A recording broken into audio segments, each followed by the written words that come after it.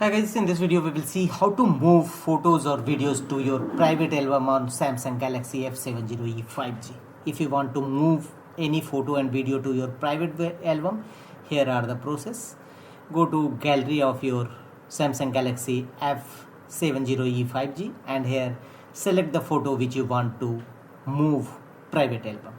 Simply, for example, I will move this photo to private album. Click on three vertical dot against top right corner and here you will find move to private album.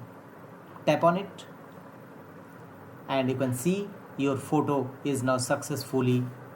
Click on move one item to photo album. Click on tap on move and your photo is removed from normal gallery and it will found only on private album. How to view private album? Simply tap on gallery, here tap on